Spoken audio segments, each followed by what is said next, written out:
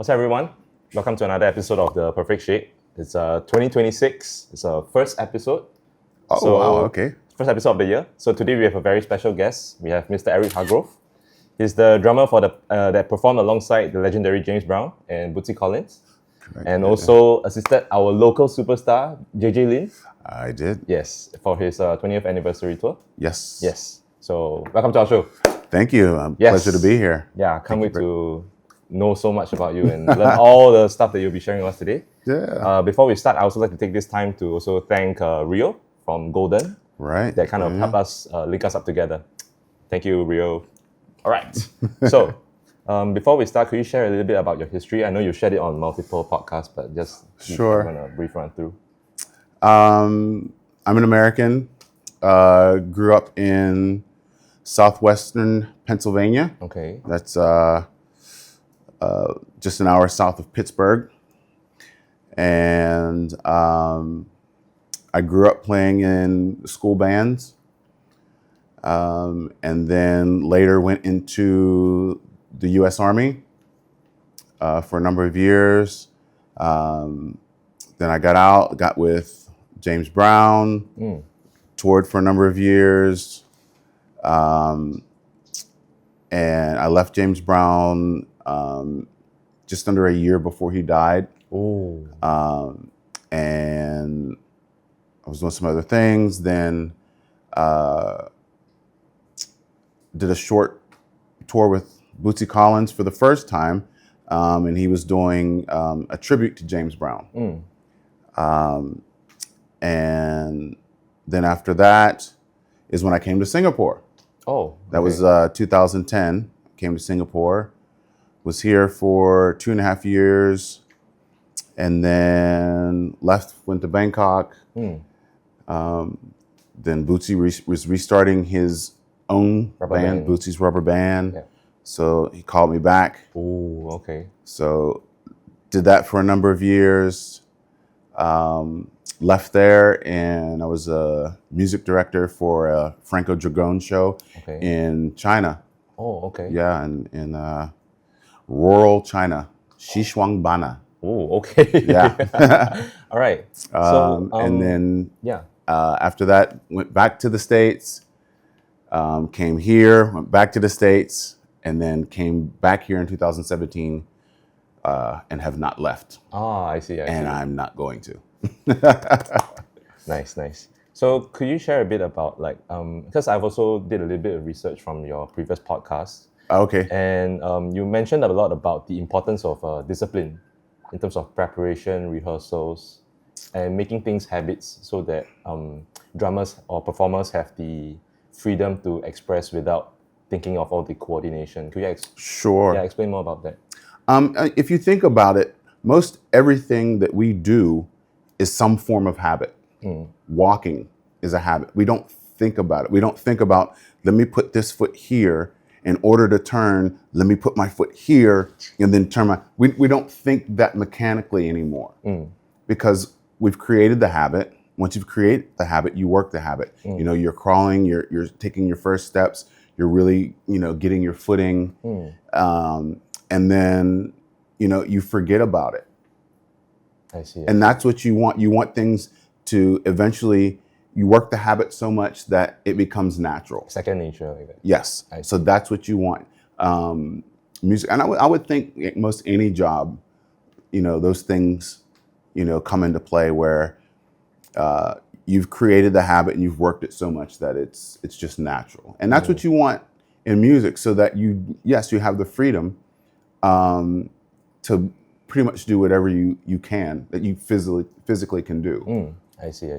All right. So speaking about music, which we'll be diving a lot into, there's this term that is used in. I'm a street dancer myself. Okay. Yep. So there's another term that we use in street dance called being in a pocket. Sure. And that probably came from. Oh. Hey man, we had a deal. You were talking about being in a pocket, and he was like, "Hey, I know what that is." Yeah. Hey man. So Come on. what does being in the pocket mean for you as a drummer and someone who has played funk music as well? Okay, if you think about it literally, okay, being in a pocket means you're being held in a container of sorts. Yeah. Okay. So, yeah, you just use the literal form of it. So, and when you put that in the context of music, okay, you're in this form. Okay, so you're in there and you can do whatever you want inside of there. Okay, so when everyone is in the pocket, that's where you are. Everyone is together. I see. Everyone's doing their own thing inside of that form, you know? So yeah, we were talking about the pocket and about being together in the So pocket. being together, you're all together with inside this form. And the opposite being out of pocket. Think about like soldiers marching. You know, they're all doing left, right together. Yeah. If one person is doing right, Right, left okay. instead of left, right, that person is out of pocket. I see. You know, even though they're inside that same form, they're now going against what the form is. I see.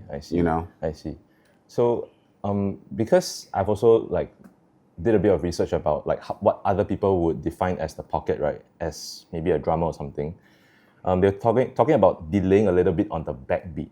Do you know what that means? Yes, but that's not pocket. That is something you can do inside of the pocket.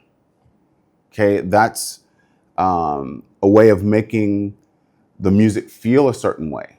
Okay. So where a drummer may place his snare drum beat, where it's 1, 2, 3, 4. You know, the drummer's playing on beats 2 and beat 4, most stuff.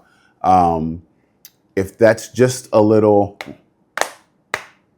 Delayed.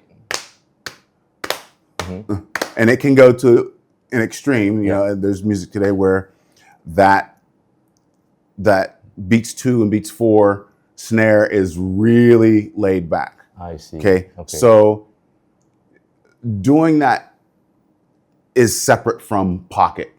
Oh, okay. Pocket is the form. Okay. Okay. What happens inside that form is what you're talking about. Yeah. Okay, I understand. Right. So there's another term that a lot of dancers are familiar with, especially funk style dancers like popping and locking. Sure. That talk about the funk formula. The funk formula. On the one. Okay. Right? Could you elaborate more about that? Yeah. Okay, so James Brown is famous for the one. Okay, and what that is, in its simplest form, is accenting or giving more emphasis on beat 1. 1, 2, 3, 4. 1, 2, 3, 4. So many times for a drummer, that meant crashing on beat 1. Okay. Okay. Now, depending on how the music goes, it's not every measure. It could be every 2, every 4 bars before that accentuation happens, that emphasis on the 1 happens. But and it's not always forcefully applied. It's more implied in with the emphasis. I see. Okay, so that's what gave funk its drive and its Signature. and it's not just its signature, but it was almost like an anchor that locked down the groove. That this is where the 1 is. Y'all do whatever you want to do. Come back on the 1. In between, but this is where that 1 is. Yeah. You know. Yeah. So it allowed for him singing to always be anchored, and he could just dance with his lyrics as much as he wanted. And then when you listen to the music, you know, a lot of times he was improvising, you know, and in the studio or in live performances, you know, he's improvising and you hear that. And when he's done improvising, he directs the band to go to the next section of music. Oh, wow. Wow. You know, so the 1 is, it was essential for him. And Bootsy Collins, being in his band, also picked that up, you know, and it's in his music as well. I see. Okay, okay. So, because you've also been performing alongside James Brown, right? Like, how was that experience like? Because for me, clearly I wasn't born when he was performing and doing all the amazing stuff that he has done. Sure. So could you share a little bit more about that?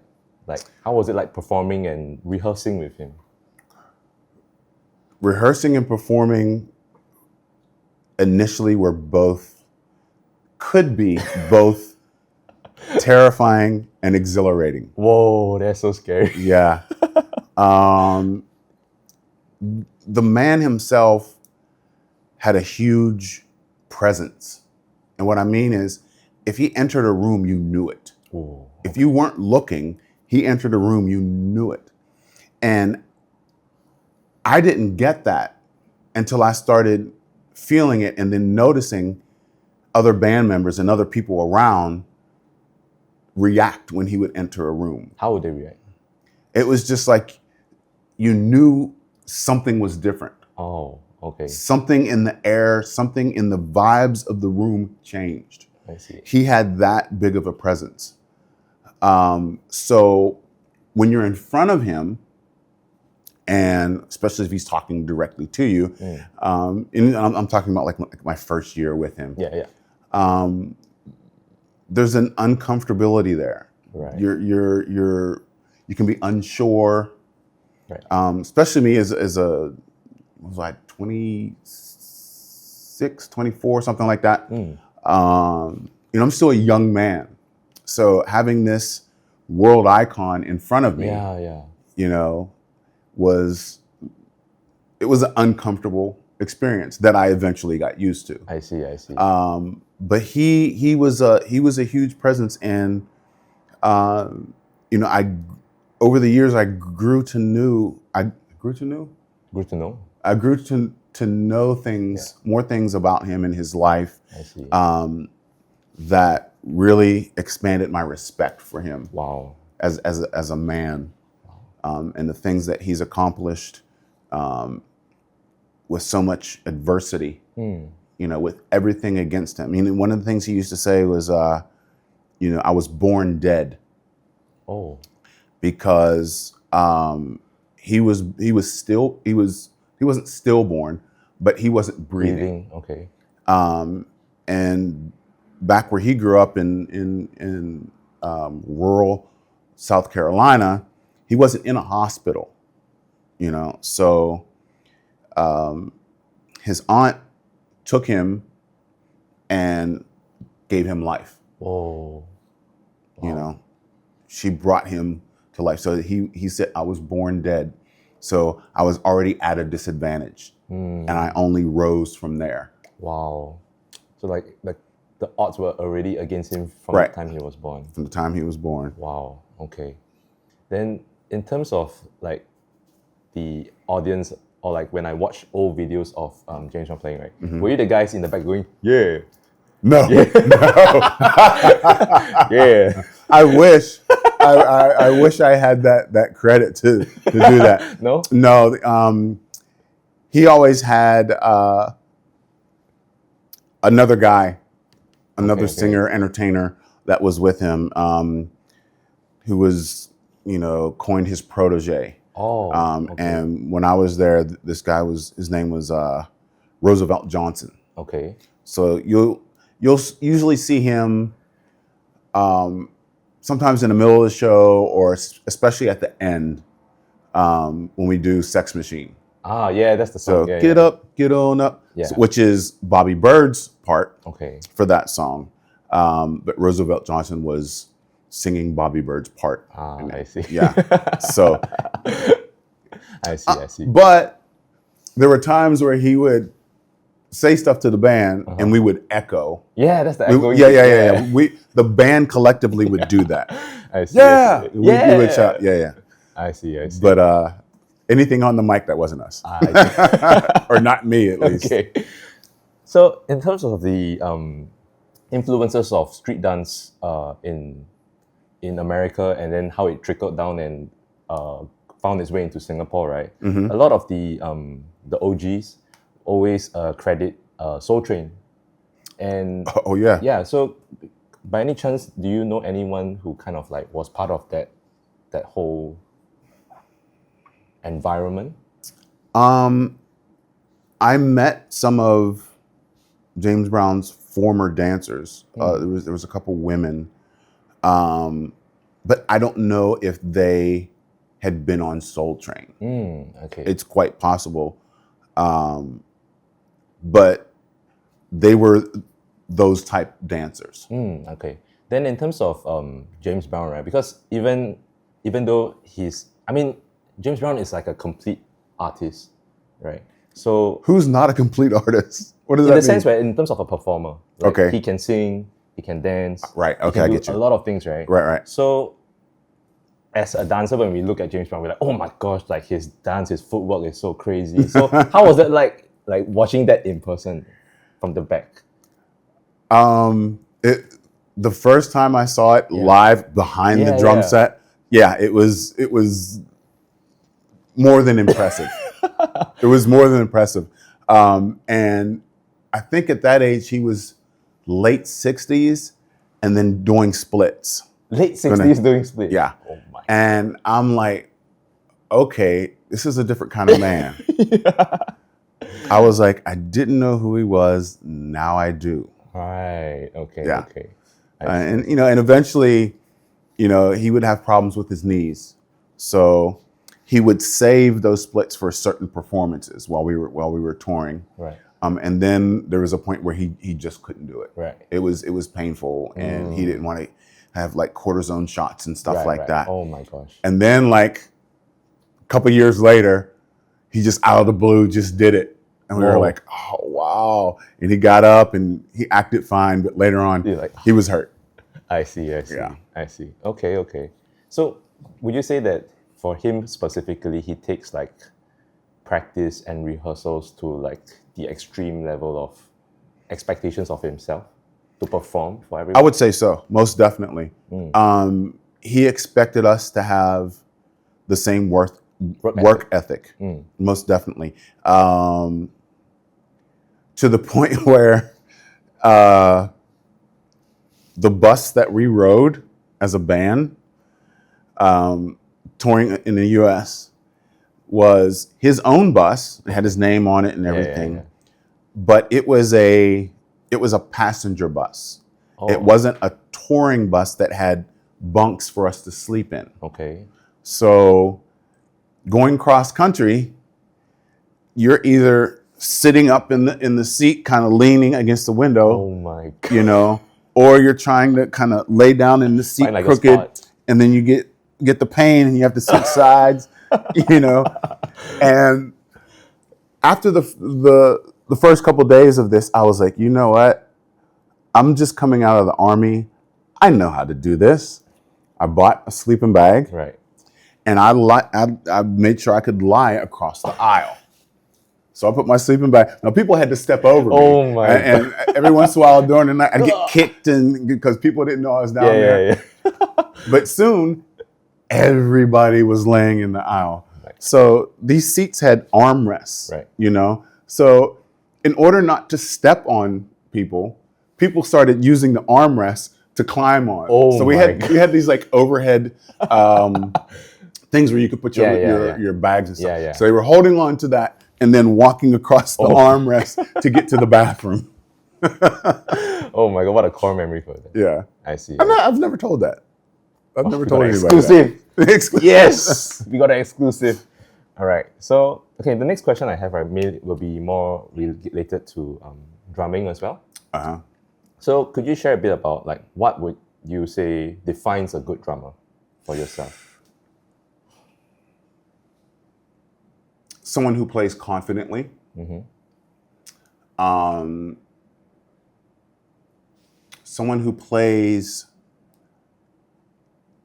with the other musicians confidently, and it doesn't need to be anything fancy.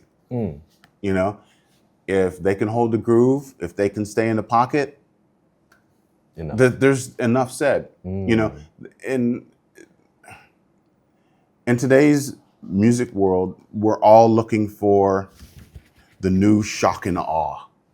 You know, oh, that crazy guitar player, move, oh, you know, and yes, we should get excited about those things because those things are technically difficult, and someone took a lot of time to learn how to do those things, but they're not necessarily what we listen to music for. Okay, Right. music is deeper than us just hearing sonically. Okay, there's reverberations that hit our body that make us feel a certain way, not just the auditory. Yeah.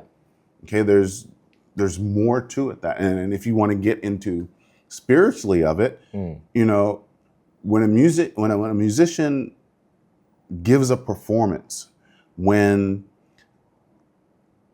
they're laying down these tracks for these recordings, you know, sometimes it takes many times to get it the way they want it. Yeah, right. You know, especially if they're artists in themselves and, you know, they have to give a certain kind of performance. But what they're giving is a percentage of their soul in that recording, if they're doing it right. You know, other people can just go, oh, okay, I'll just play this.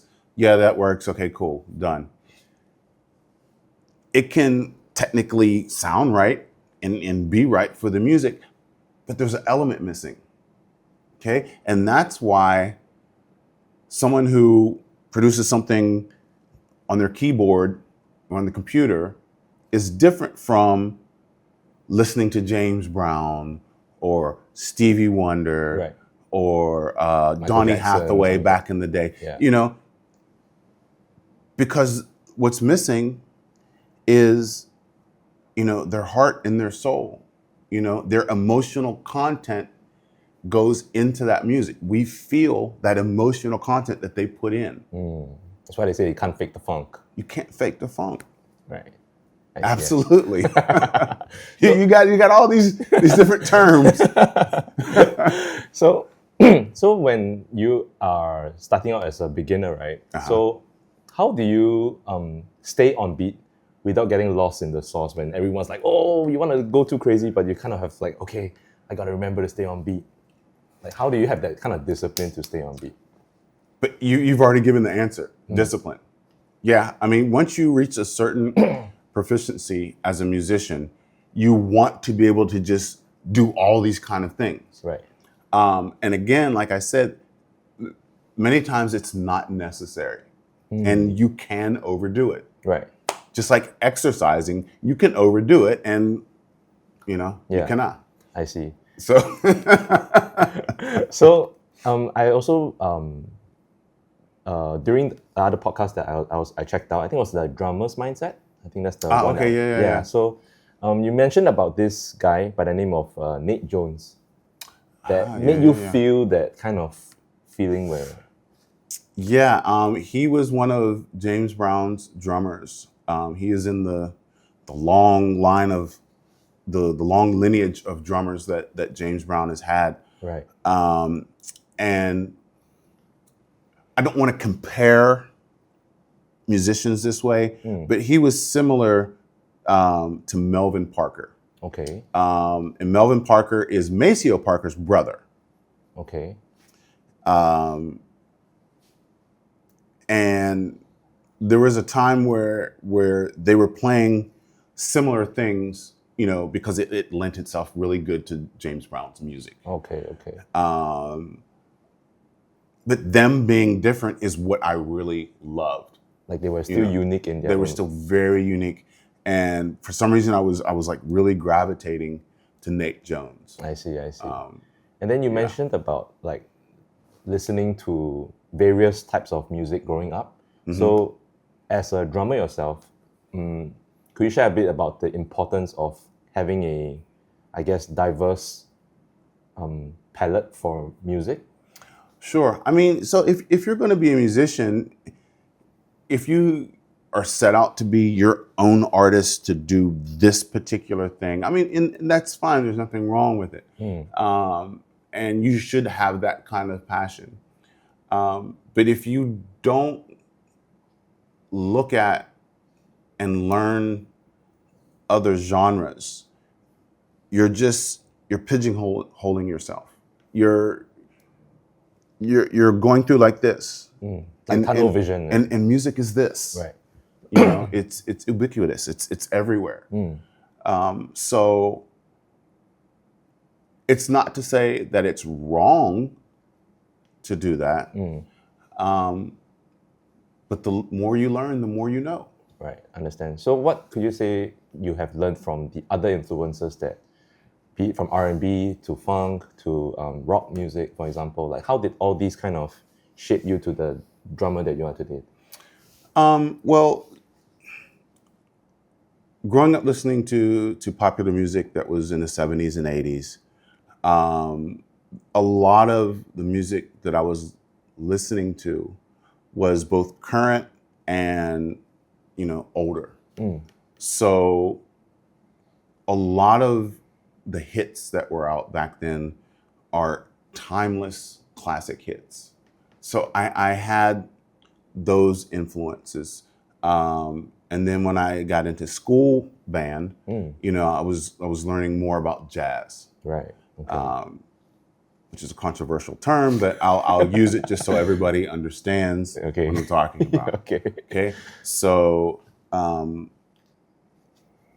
and jazz was a way of expressing more, because even though you had specific things you were to play, you had the freedom to play around it. Not that you can't do that with other music, but with jazz, particularly swing, there's a lot more involved that you can do without compromising the music. Where if you would do such things in other forms of music, you would compromise the music. You would be out of pocket.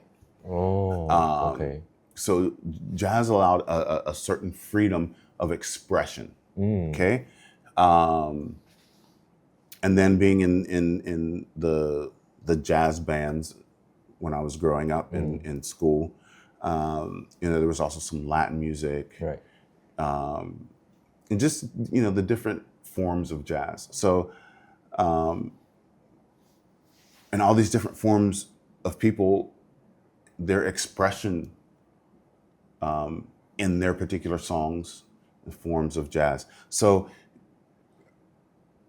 I got to experience through these songs and listening to the recordings, it's like, okay, that's how that person is expressing themselves. Okay, how that person, but these are similar styles of jazz. This is swing, you know, and I'm listening to these different musicians and how they're expressing themselves. And it allowed me to try and copy that and then find my own. Right. So it was that way for most every music that I listened to. I was able to play along and find my own voice within what I was playing. Wow. Because back then, when you were learning songs, you sat in a room, you put headphones on, and you played along with the song. Yeah. There was no -1.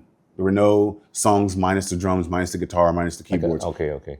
That didn't exist when I was growing up. So you put the headphones on, you played along to what that drummer or whatever instrument you played, you play along with what they played. So you were physically trying to copy what they did, which was challenging, especially being a young musician and not knowing how to maybe transcribe, okay, this is what that is, and push rewind, stop, play, rewind, stop, play, you know? Oh my God. So yeah, cassette tapes. I see. This is before CDs. And then in the 80s, CDs came out, and you were still pushing these buttons. Rewind a bit. But then you had the remote. But anyway, yeah, I was able to, you know, play along and try to play what they played. So in a sense, I was getting a little bit of what they felt A little bit of to the soul. play it. Yeah. Yeah, I got So I was absorbing that and trying to regurgitate it. Oh, okay. Yeah. So why do you think that funk is so timeless? Because even in 2026... How dare you ask such a No, question? it's an important question. Because we have pop music, right? We have hip-hop music and all that. And for example, like EDM or something, where there are kind of like ups and downs with the popularity of the genre. But I feel that funk is one that almost any age group would be able to enjoy funk music, be it like Bruno Mars and Anderson .Paak with Silk Sonic, Sure. right? Like, why is it so timeless? Well, see, I mean, if you think about those guys, that's what they grew up with. You know, it's in them. It's in their DNA. No matter how people may interpret how they're applying it, whether it's more commercial or more, however, that's what they grew up with. Now, of course, I love funk, but I'm not gonna. I'm not gonna say. I'm not gonna say that funk over any other genre of music is timeless. That it's timeless over any other music. Because classical music, I mean, It's also that's timeless. that's from hundreds of years ago. Yeah. But when you think about funk music, when you think about how James Brown was creating his songs, he always created it from a drum, from a rhythmic standpoint. Okay. So, and where does the drum come from?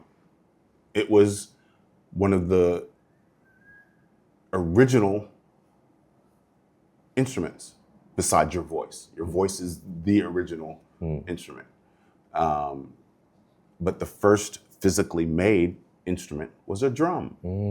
Okay. Okay? So when you attach that history and that lineage to the music, yes, you can say that this is timeless because of the way he applied that to his music. Right. Being very rhythmic, being very drum driven. Okay. So, on the topic of funk, right? So, what does funk mean to you? Funk is not, to me, no, I'm not going to say to me, because it is what it is. Okay. It's not a singularity. Okay. Okay? It encompasses many things, and there's many definitions of it. And it's defined by the context in which it's used. Right. Okay? So funk as a smell is not a nice thing. Yeah. Okay?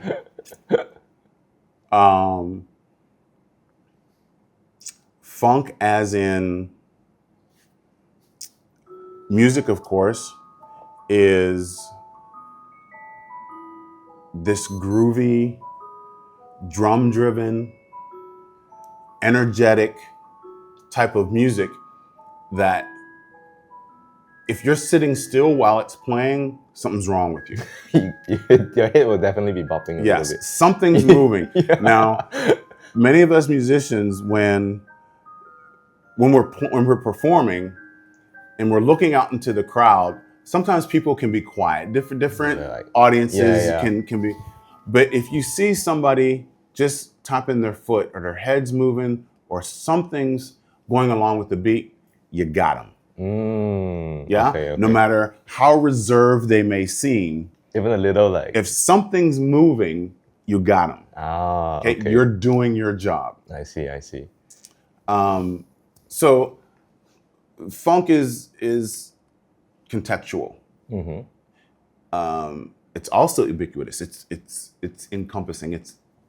It's everywhere. Yeah.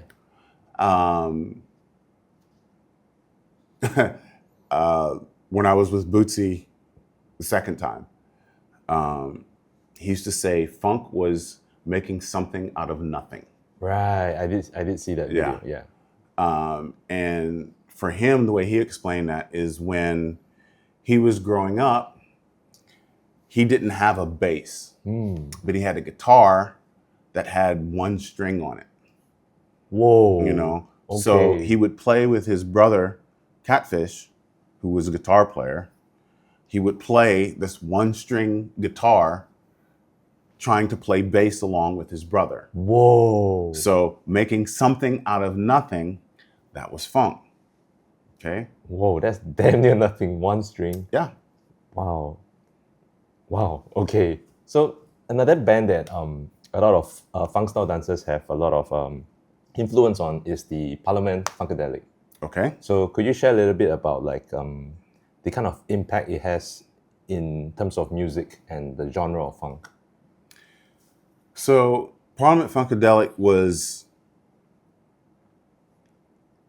they really expanded the genre of funk in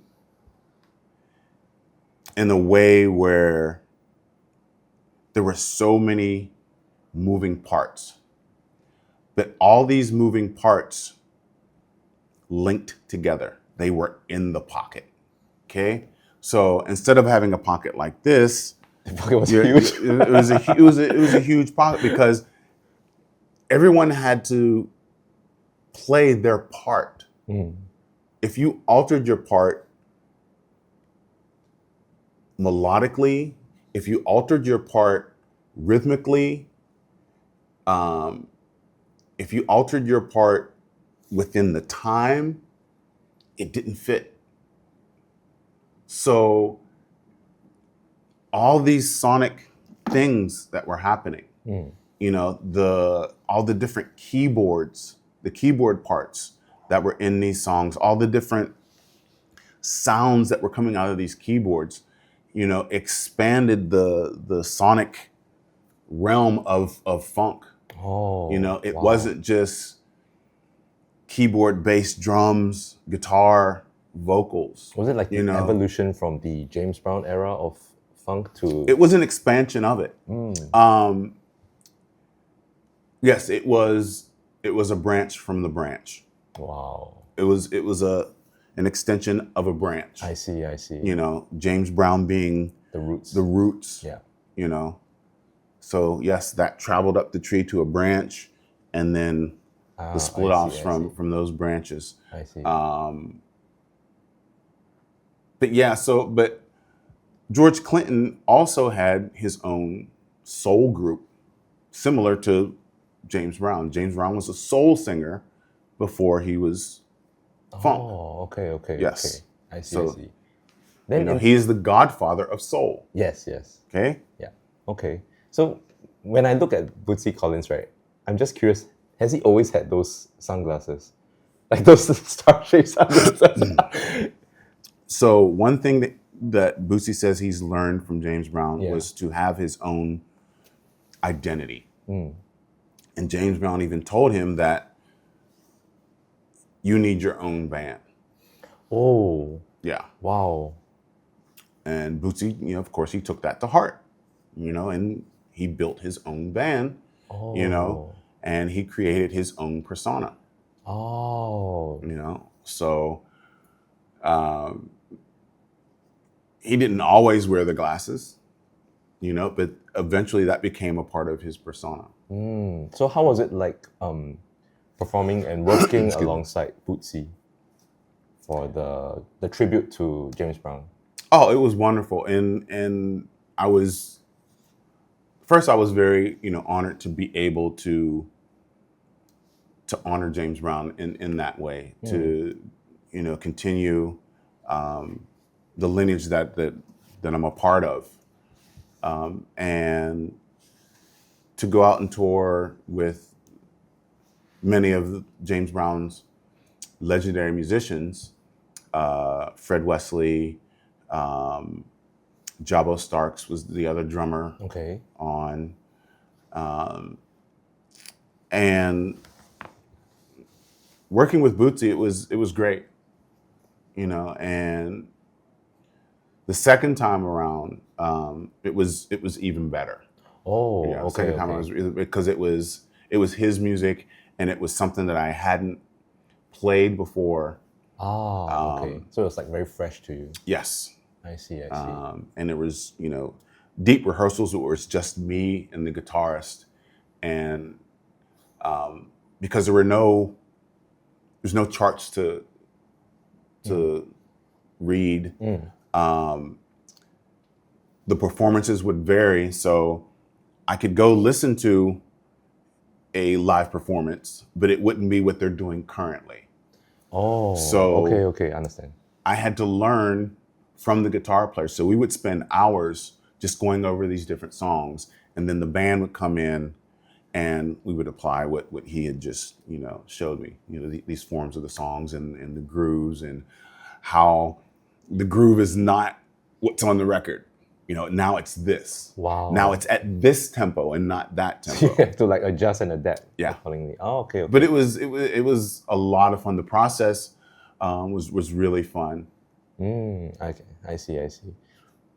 Then next question I have is about like you performing or like you assisting with JJ Lin. Yeah, could you share a little bit about like what that process was like working with an artist like himself compared to, because I would say he's a younger artist compared to James Brown, right? And clearly the cultures and the upbringing is totally different. Sure. So how was it like working with JJ Lin? It was great. It was a great experience. Him himself, he was cool. He was reserved. He was laid back. And we had some fun interactions. So there were 2 concerts here in Singapore, which kicked off the tour. A couple in Taipei. That was wild because it was cold and it rained. Oh, that's the worst combination. It was cold and it rained, and there was like water dripping on my drums and stuff. Oh my gosh. It was an outdoor venue. It was an outdoor event. It was like a baseball stadium. Whoa, okay. And like after the rehearsals, the days before, they would just like kind of cover everything. Right. But everything was still out in the elements. Right. And I was like, wow, how's this going to affect the drum tune? But what really was amazing was the people. They came out and they stayed when the show happened and it was raining. Oh wow, the fans were amazing. No one was going anywhere. Wow. They loved JJ, and we gave great performances. Let's go. He had some other music stars that came out. Jay Chow. Jay Cho. Yeah, Jay Cho. Okay. He came out and did some songs, and I can't remember. There was a couple other people who came out. Yeah. Got you. Did some things, but it was really cool. Got to meet them. And so for yourself as a performer, right? What would you say is the most memorable? I guess the core memory of your entire like journey as a professional performer for so many years. Like, what is the standout memory that you have from that? Like, be it a performance, be it a rehearsal, it could be an interaction with the artist. I don't have one. Oh, okay. If you would ask me about a specific type of interaction or a specific place, I might be able to pick something out. But there's too many moments that were really too illustrious. that were really important that really had an impact on me as a musician. Right. From a young age till now. Okay. There's just way too many. Right. Okay. Then in terms of like yourself as a performer, right? What would you say gives you the biggest sense of like achievement? Could it be? I haven't achieved it yet. No. Wow. I haven't achieved it yet. You'll hear many people say that music is a journey, but it's tied to your life. Right. So as long as your life is continuing, so should your musical journey. Right. And I don't know that I'll achieve this, whatever this thing is. Okay. But I'm very proud and very humbled that I've had the experiences that I've had as a musician, to play with these different world icons. Right. and that, so to get back to your question about a particular moment. There was a moment where it was early. I think it was my first or second year with James Brown. And we were doing the Barbican Theater in London. Okay. And we're doing sound check. And like if he was there for the sound check, it was a rehearsal. If he showed up for sound check, it was a rehearsal. Well, the intensity just went up. Yeah. And it always lasted a minimum of like an hour and a half. Okay. It was so that particular day, he was really on me and nothing was right. Right. And I had like this band member trying to tell me how to play it, this band member trying to tell me how to play it. And what they were saying was conflicting and what he was saying was conflicting. And it was just really messing with my head. Yeah, that's frustrating. Yeah. And backstage, the Barbican Theater has like a lot of different dressing rooms. So I just went in one that was empty. I put all my stuff in there and I sat, and this is a theater. So it's like, there's mirrors everywhere with, the lights. And I'm sitting and I'm looking at this mirror and I'm like, what's going on? Yeah. And I was like, when I'm back home, everyone loves my playing and what I'm doing. I was like, so this can't be right. Right. And it gave me a new sense of myself and my abilities.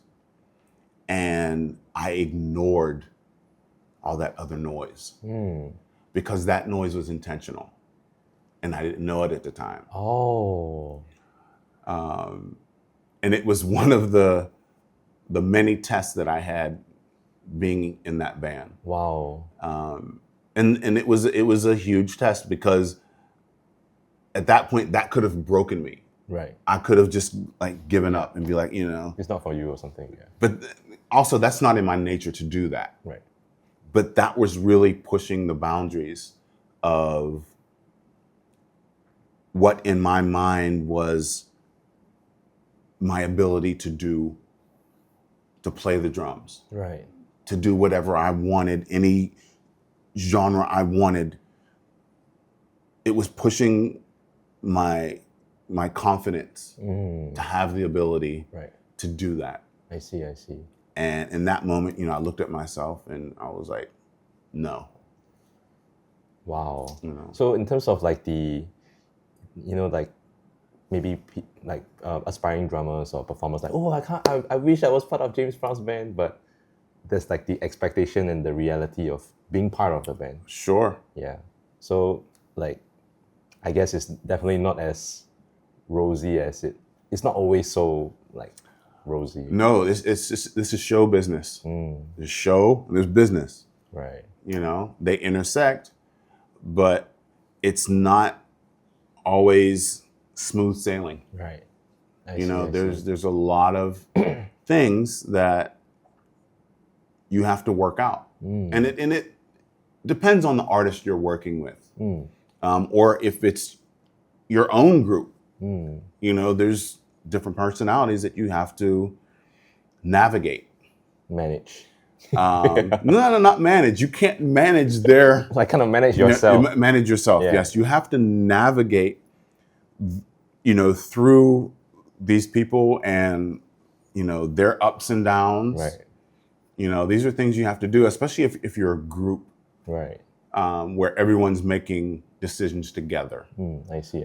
Where, over this one person or this one manager saying that this is what things are going to be. Gotcha. When you're managing yourself, and you're making collective decisions, that can be more strenuous. It can be more difficult doing that because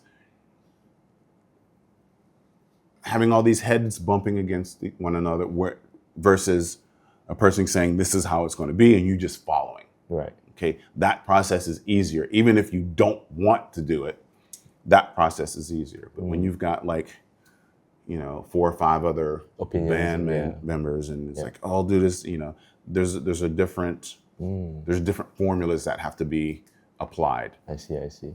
Okay. Then since you've so could you share again like when you came to Singapore? 2010. 2010, and then you've kind of like stayed permanently since? I've been in and out. In and out, but kind of like yeah. Okay. So how would you say the, I guess, Singapore music or arts industry has kind of changed over the years, and maybe you can share about what you hope to see in the art scene in Singapore in the future? Oh, let's start with that. I would like to see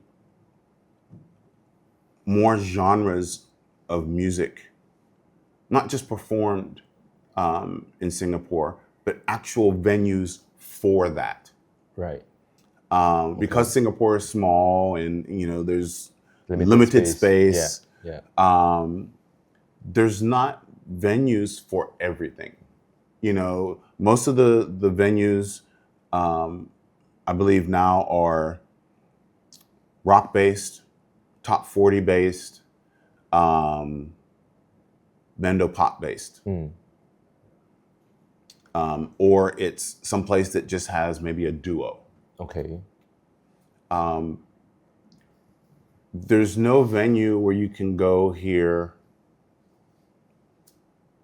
funk, where you can see a R&B band playing Prince, James Brown, that's party. There's, 3-piece horns, organ. You're not going to find that. Right. And I understand that the demographic doesn't gravitate towards that. Yeah. Okay. But at the same time, if people would go to those type of venues with, An open mind and everything, capable musicians of giving the show that needs to go along with it, it would be packed. Wow. Okay. For every night it was put on. Okay. There are places where you can go hear Latin bands that play, Cuban music and music from South America. You can see authentic people playing that. But you're not going to see the soul, R&B, funk. I see. And that's a shame because I would like to do more of that, but it's trying to get the musicians together to do it, and then having a venue that will actually put it on, Right. to get people to come to. It's been a very uphill battle. I see. Because I'm still trying. I see. Well, we hope we manifest this into the universe. We shall see. Yes. So in terms of like the arts industry, from when you came to Singapore to where it is now, what would you say is like the changes that you've noticed?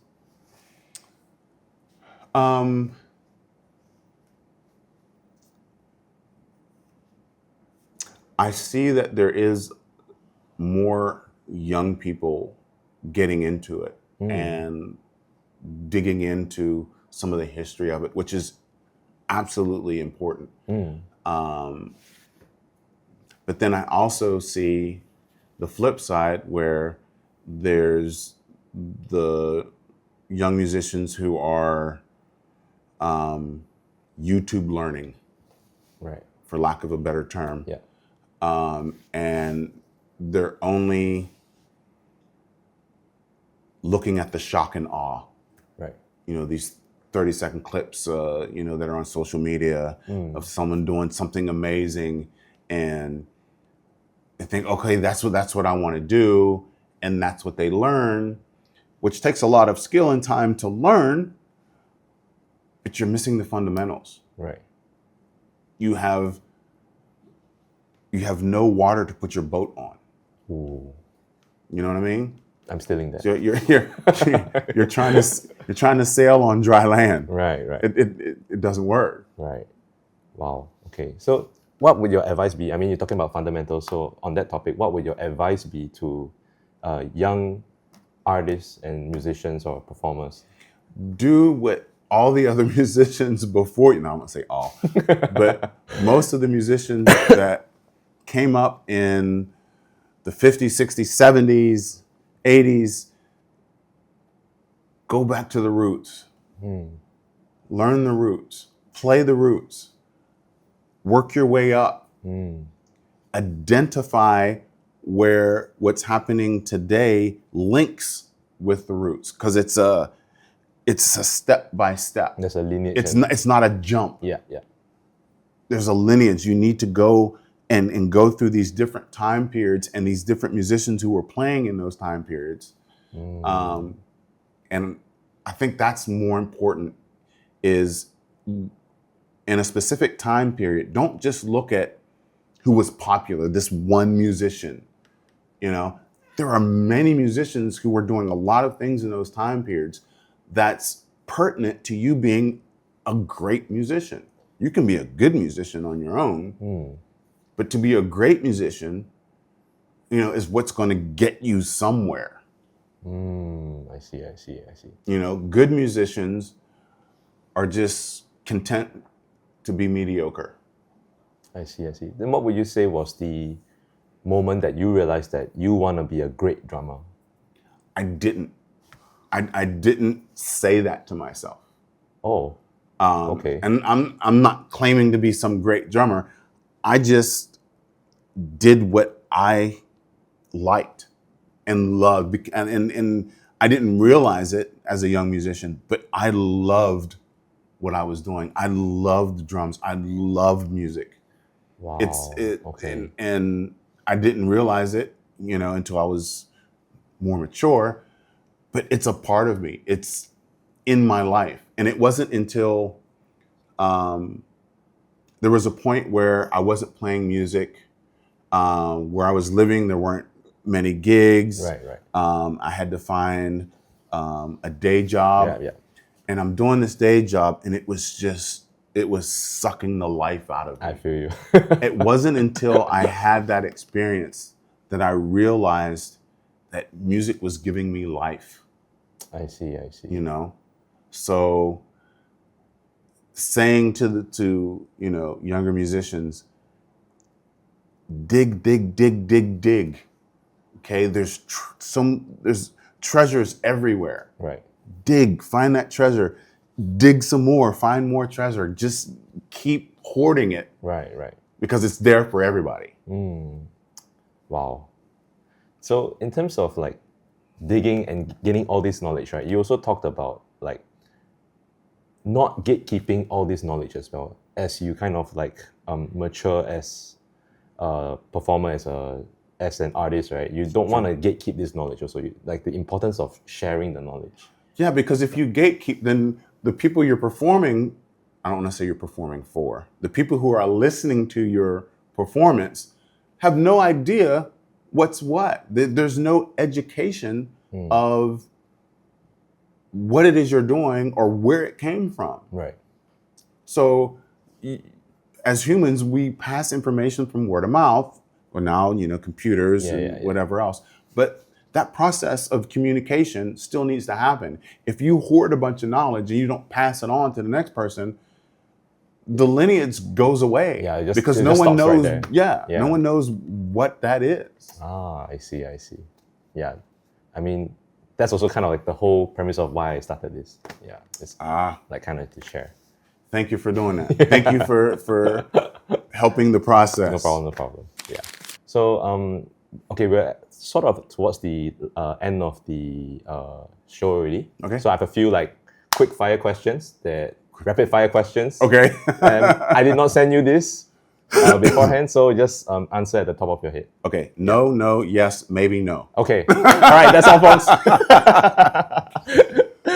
No, but more like okay. So let's get into it. Sure. All right. So could you name me your top 5 influences in your music journey? No. Because again, I can't compare musicians that way. There are people that, yes, I listen to, but it's situational. Okay. So and there are musicians, drummers that I really like, from different genres. So I could say This was not meant to be easy. Yeah, I know. So I mean, I could easily say, you know, James Brown. I could say Bootsy. I could say Led Zeppelin. I could say you know, John Bonham. So I'm talking about drummers. Yeah. But that's okay. I get you. So funk. Okay, let's say funk. All right, let's go with funk. Funk. Yeah. Artists. Yes. James Brown, Bootsy Collins, George Clinton.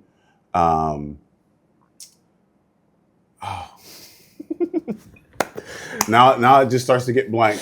Where did it go? Drummers. Okay. Nate Jones, Melvin Parker.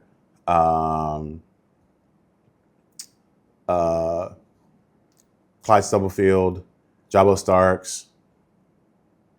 See, I always try to tell them last because they're usually always first. Because those are the only drummers that people know about James Brown. So I usually leave them for last. Yeah. Not to be last because they're super important. But all of those guys are very important. Okay.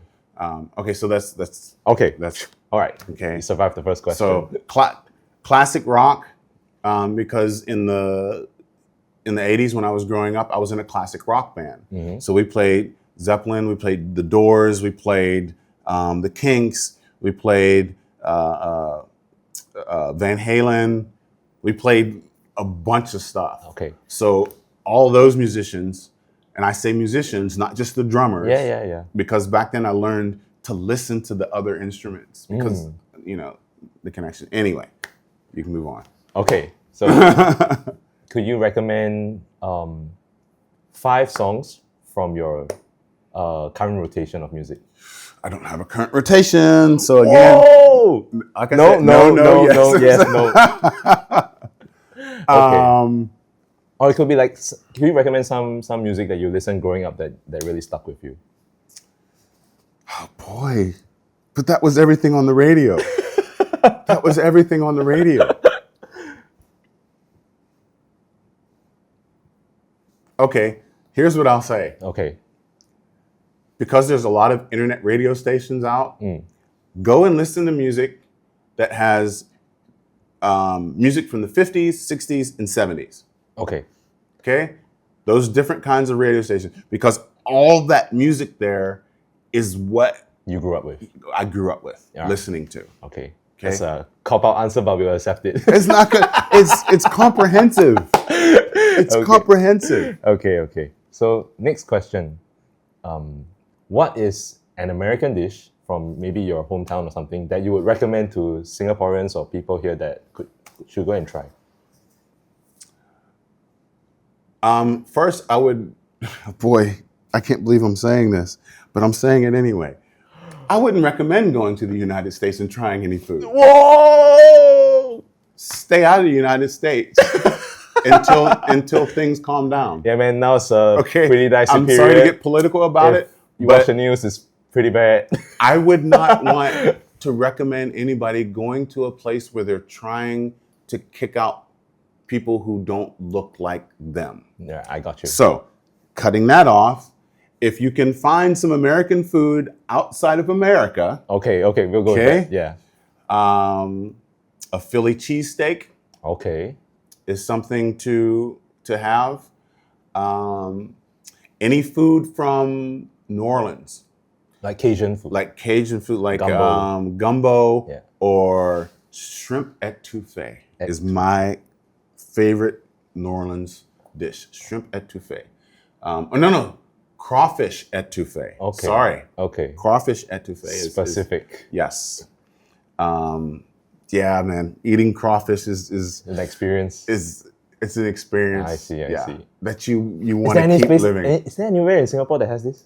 I don't think so, right? Yeah, okay. But you guys your crawfish is big. Oh. Your crawfish, but these are like tiny little. Ones. lobsters, Right. like In like tiny. in a huge bucket, right? Yeah, and they okay. put it in boiling water with all kind of seasoning, Right, and then right. they take it out and they season it some more, and then lay it out on. Oh wait, there's a seafood place somewhere where they put like a bunch of different Boiler seafood or something like that, right? Maybe, yeah. Okay, Because okay. I'd been to one and it was really good. Okay. So you can try that. Okay. All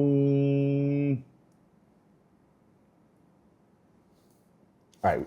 That's it. All right. Yeah. Cool. Okay. So for maybe like your international friends outside, what is something in Singapore that you would recommend to your friends out there when they come and visit Singapore? What's some dishes that they should try? Okay. Yeah. Let's start with drinks. Okay. Okay. See, even Shafi's like, look at you, like, what's he gonna say? Teh tarik. Teh tarik.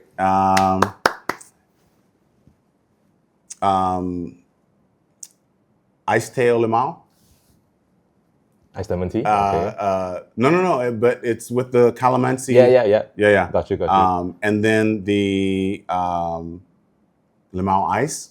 Wow. Okay. Okay. Those are like my favorites. My go-to. Okay. And what else? Okay, let's go to foods. Yeah. Mirabus. So that's Peranakan, right? These are all the ones that not many people say, but yeah. If you say it, misoto. Love misoto. Okay.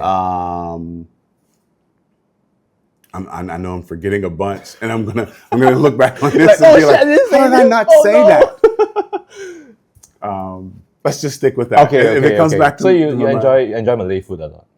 I enjoy a lot of different foods, but I'm Muslim, so it's easier to find food too. To find halal versions of stuff. Right. Got you. Yeah. Okay. The reason why I asked this is because Okay, come. Beef and mutton rendang. I think this one for most of our guests also say the same thing, right? Yeah. Oh, really? Do they? I think like especially like our Malay guests, they're like, oh, mutton rendang, beef rendang. Chunky also, yeah, chunky also. That means you have to get. That means if so many people are saying it, it means something. Or like not. Do you know where to find good rendang? Because we ask other guests, they cannot find. It's usually like. Yeah, my in-laws make it. So that's the same question. You gotta know someone to know someone to know someone. I had some really good mutton rendang just 2 nights ago. Oh, okay. In Juchat. Can't remember the name of the place. It's okay. But it was a Peranakan. It was a halal Peranakan restaurant. Oh. Right near Katong Point. Okay. Right down the street from Katong Point. Do your research. Because I think there's only one halal Peranakan on that stretch. Oh, okay. Yes. So the mutton rendang was killer. Okay. It was great. All right. So the reason why I asked this is because even though we're all artists and musicians, we gotta eat. Yes. So we gotta find good food. Connections with food and music, you can't go wrong. Yeah. Okay, so and the last question is, what's one last message you have for the people out there that that you would like to share with them? Yeah.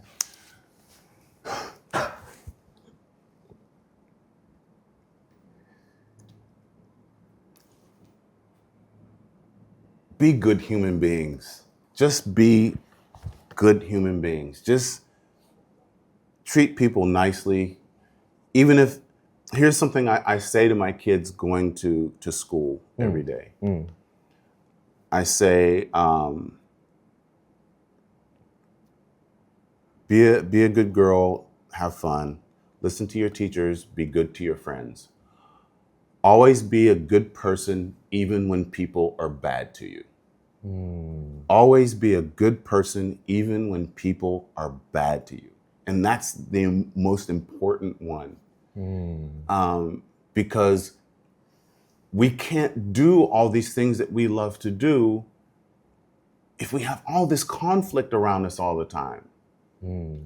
Because it doesn't have to be that way.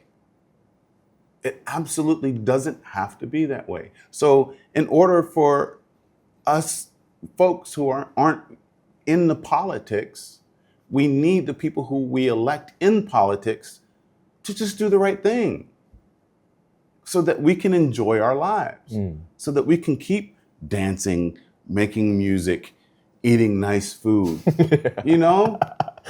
Yeah. So just be good human beings, you know, and help people.